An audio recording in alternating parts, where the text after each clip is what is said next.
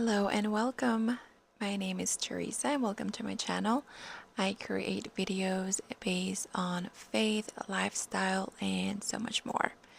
So like always, I'm always going to be whispering on my videos because I have my daughter sleeping and this is the only time I am actually able to film and have some creativity and inspiration to make this type of content.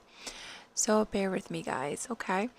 So for today's video, I wanted to share a little bit of my experience with things that I am detoxing from and how that has really changed my perspective in certain things that I'm consuming.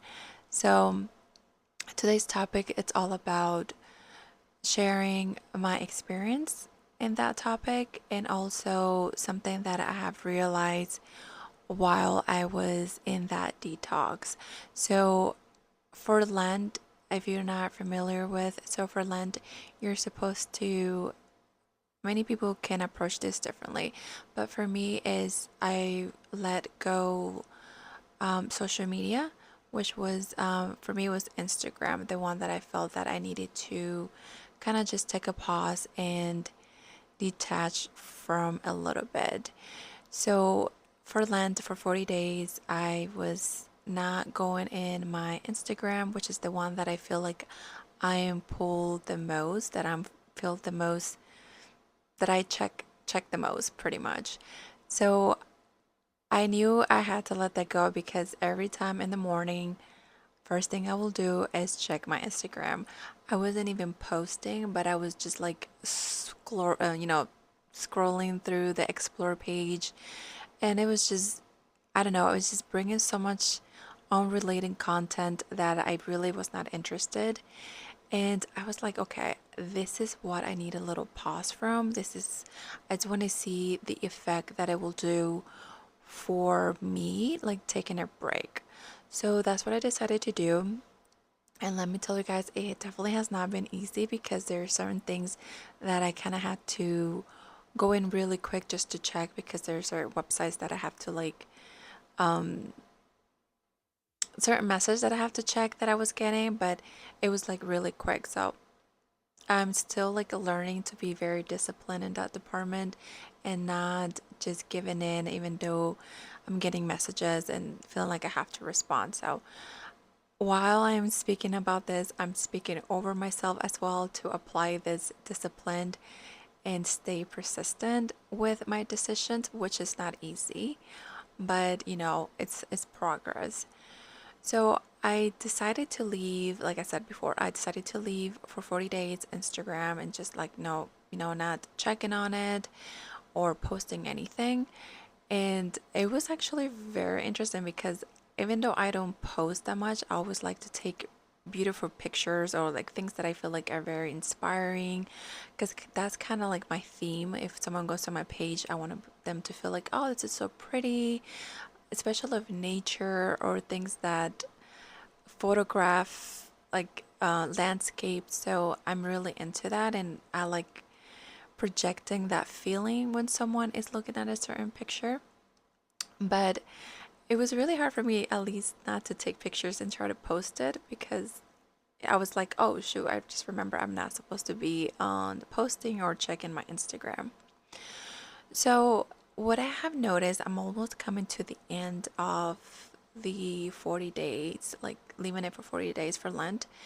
And I have noticed that I was trying to replace that with other social media other social media platforms, which Pinterest. I find Pinterest more like in a creative side. For example, if I have to look for recipes or decorations or just outfits, um, but then I was thinking, well, this is kind of the same thing as Instagram. Like me going to, the only thing is that it only gives you things that you're really looking into, and I feel like Instagram is just throws you a bunch of things.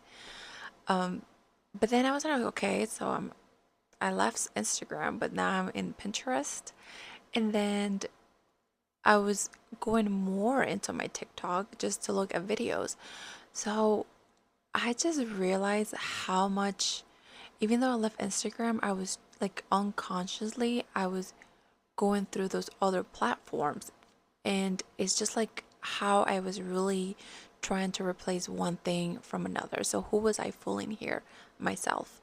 And I am so glad that I came to this realization, even though I kind of knew already, but actually testing it out and seeing my pattern in that aspect is that it's it's very, I don't want to say hard, but it's difficult to for your brain to start reprogramming other, like not to do, I don't know.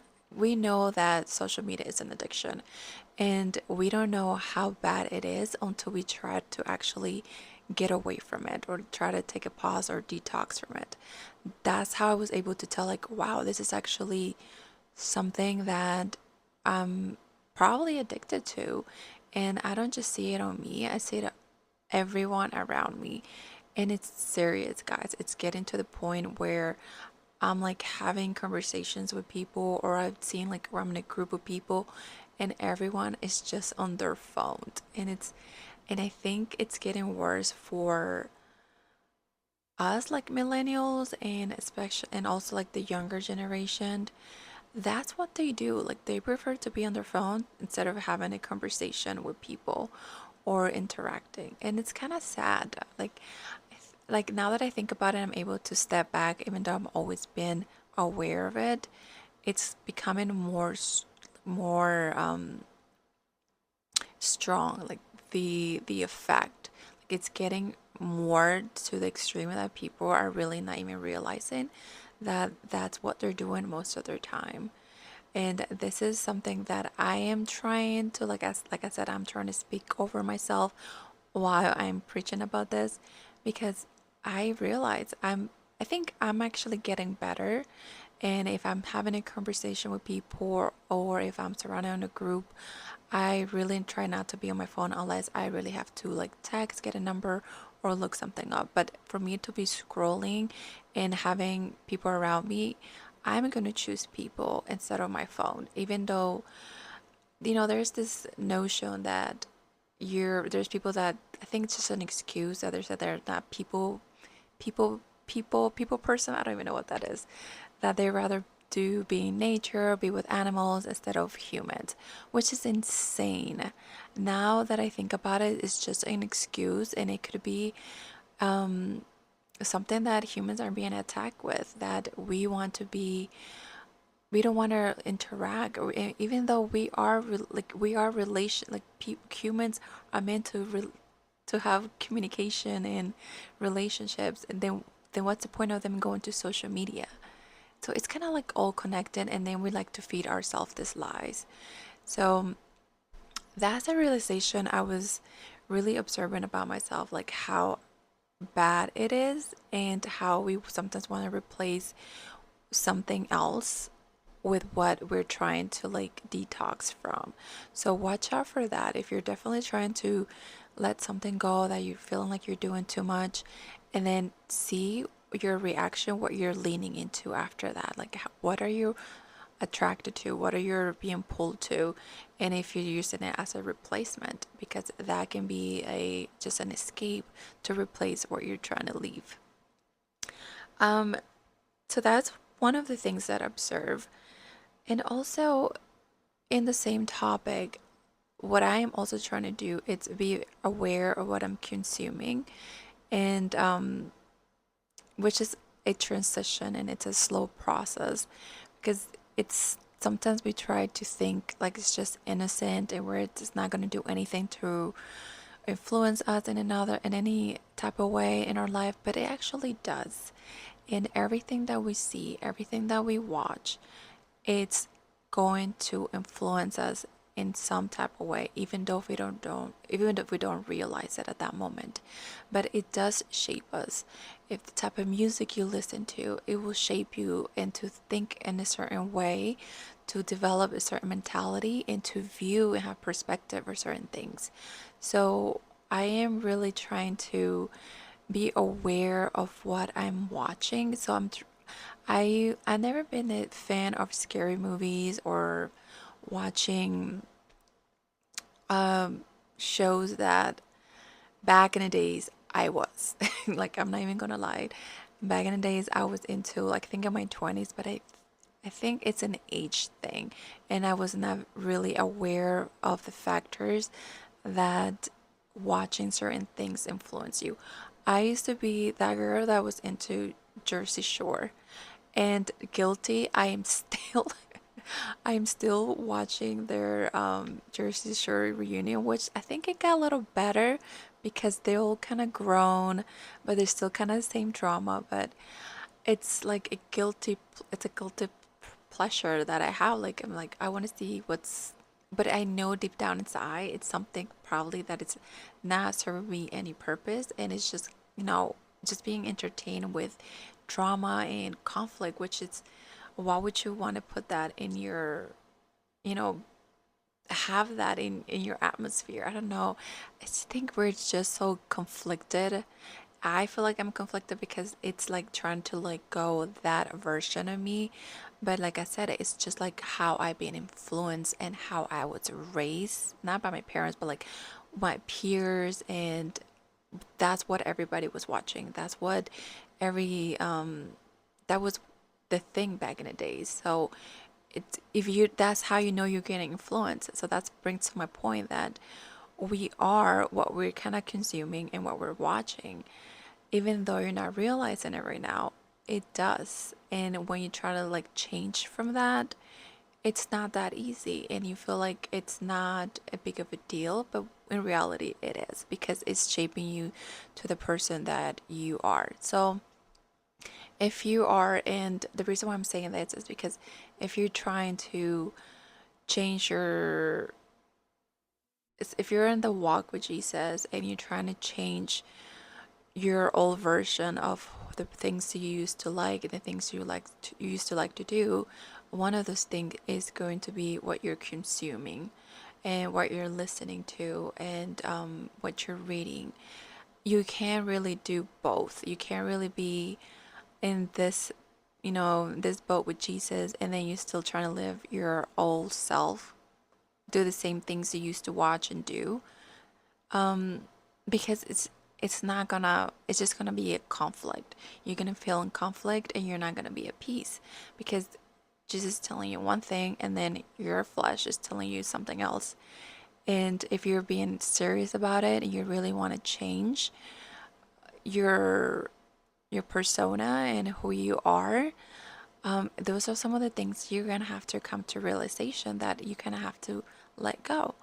And like I said, it's not gonna happen overnight. Maybe for some people it does, but it's like a transition, a slow process where you're kind of like going in categories in your life, trying to figure out what are the things that you feel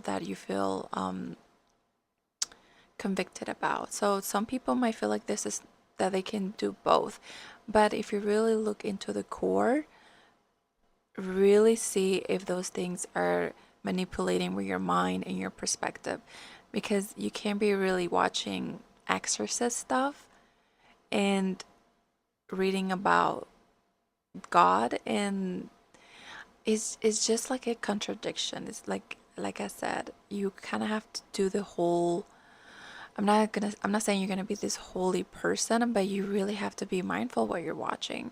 And if you're really trying to change your life, those are the one of the things that I think is the most important ones, because that's what we're being target the most, and that is the thing that is out the most, is the most accessible thing, what we're watching, what we're listening to.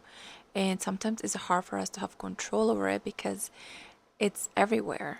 And that's why I wanted to really talk about this topic, and I think there is more to break down into. And I also have like some shows that I want to recommend that has helped me to kind of understand better what, it just puts you more at ease, and it just connects you more with God. One of the shows that I do want to comment about is The House of David. That show, guys, if you guys haven't watched it, go watch it because it's really interesting. And it just teaches you about kind of like the story of David, but it does have some really strong graphics and which brings me back to the point, like some things are not like they're not going to be pretty, but you have to connect to the core what they're trying to teach you, and it's in the Bible. So the Bible it has some really hard parts and some really drastic mm, stories, and it's not all pretty and beautiful and butterflies. So it's kind of like also being mature about it, that those things did happen and we just have to accept it and pray about it, that it's not like influence us or giving us some type of different mentality. But yeah, that's definitely a good show to watch. And another show, it's good, The Chosen. I know it's a really good one. Amazon Prime, actually, I'm not advertising Amazon Prime. I'm not being sponsored, but they have actually really good shows that you can learn about the Bible, different stories in the Bible, and sometimes it's good to like. I'm kind of like a visual learner, so if I'm watching it, it's easier for me to learn and know about it. But yeah, those are some of the things that I just want to share about the what we're consuming, and just to be mindful about it, and to like know that it's a slow process, and just pray about it and ask God to help you to what areas of your life that you feel like you really need to start being more like letting go in order for you to give more room for God to come to your life, because that's kind of how it is. We have to give him room and ask him to come in our life in order to see a difference in our mind, and it's just going to help you overall with your peace and just over how you see the world and in a different perspective. But yep, this is all I have for you guys today. If you guys can relate to this video, I would love to hear what are the things you're being convicted about. And if you like this video, don't forget to like and subscribe. That it really helps me a lot and inspires me to make more videos. So see you guys on the next one. Bye bye.